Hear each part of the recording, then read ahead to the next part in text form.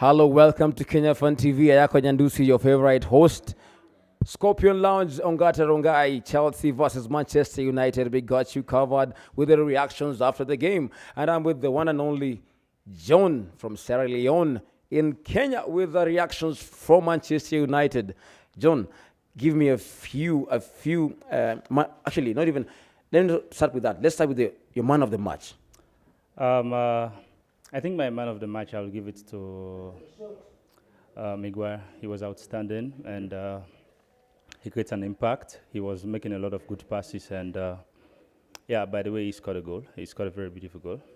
Yeah, he shows a lot of leadership in the game also. Yeah, so I'll give him the man of the match, Miguel.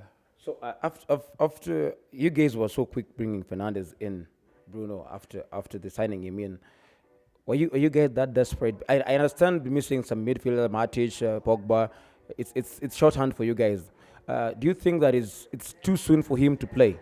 No, it's not soon, man. Because if you check out the stats for Bruno Fernandes when he was back in Sports in Lisbon, he was very, very outstanding. He's a box-to-box midfielder, and like more especially presently, the absence of the likes of McTominay is not there, and the likes of Paul Pogba is not there. So our midfield is open. The likes of Matic. Matic is kind of slow, though he tries to play the defensive midfield well, but he's kind of slow. So I believe it was not a mistake for Bruno Fernandes to be in the starting 11 as soon as he came in, because we really there was a big gap between the midfielders. Yeah, Fred was trying a little bit. Yeah. Let's talk about the shorthand for Chelsea.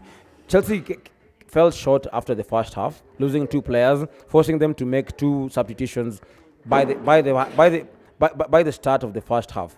Do you think that was the motivation for you guys, or do you think that was the key factor for you guys to get the win today?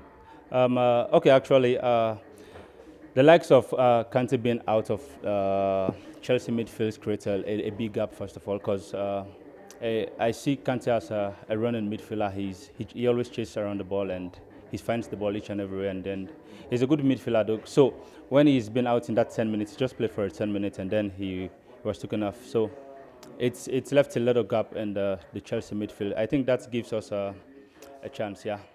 And let's talk about. I asked Cleophas, the Chelsea fan, about the VAR, and then he was like trying to defend what is happening.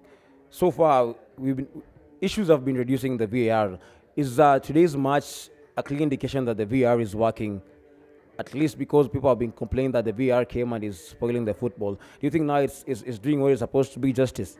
Actually, in the first place, I was not in the favor of VR when it first came into the Premier League, because like a lot of fans have been saying it's spoiling the passion for the game, and I cannot believe it. But like today, all the two VR goal that was disqualified by Chelsea, I think VR decision was right, because if you take a look at the first one, where there was a push. Yeah, Bernardo Williams was pushed by. Did you feel that he was pushed by? He was pushed by Fred pushed Aspi to push Williams. Okay, like that's the only option, because Aspilicueta was in between the both of them, so like there was nothing else to do, and I believe Bernardo Williams was not in a position to stand, so yeah, he just had to fall down. Let's put the controversies aside. That's part and parcel of the games. Let's talk about Manchester United. You've added points, 38 points. What next? Like we say, we never give up, man. The games keeps on playing, though it's quite a bit difficult. I won't lie, it's quite a bit difficult, because like the likes of Sheffield United, they're in a good form, and Mourinho also is also keeping a good form with Tottenham, and and the Wolves also. You should not neglect those small teams. They're even small teams, because if a team, first of all, in the first place, had a chance to play in the Premier League as one of the biggest league in Europe, it's not a small team. So we should not neglect the likes of Wolves and Sheffield United. They're really trying. So we keep on pushing and try to win more games and see if we can have a Champions League spot next season, as Man City keeps on trying to push out their bans. Yep. Yes, you got it. For Kenya Fun TV, the one and only John from Manchester United, the Ngata Rongai in Scorpion Lounge. We got you covered. Game week 27. We're going to be here. We're going to be lit, and we're going to be doing things bigger, better, and brighter. Get it, love.